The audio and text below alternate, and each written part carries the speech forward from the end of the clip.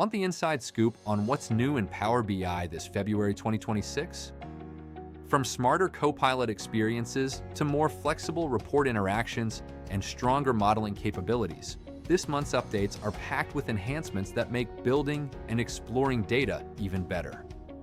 Fabric Copilot capacities will be enabled by default. Here's what you need to know. Copilot and AI just got smarter.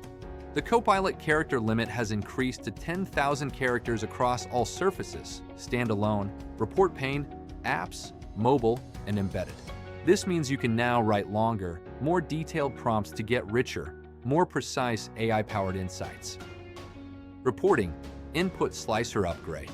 The text slicer is now officially renamed to Input Slicer, and it's more powerful than ever. Users can filter reports using free-form text with flexible options like exact match, contains, or starts with, making data exploration faster and more intuitive. Modeling safer, smarter DAX.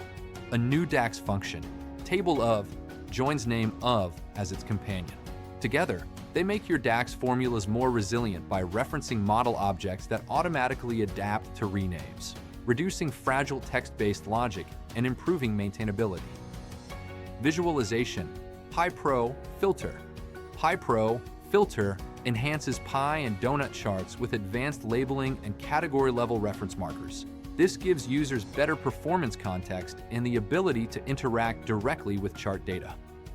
Other updates, Fabric Copilot Capacity.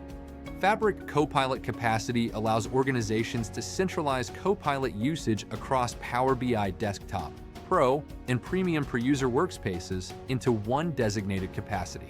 Starting February 8, 2026, the tenant setting for Fabric Copilot capacities will be enabled by default. Stay tuned for more Power BI updates.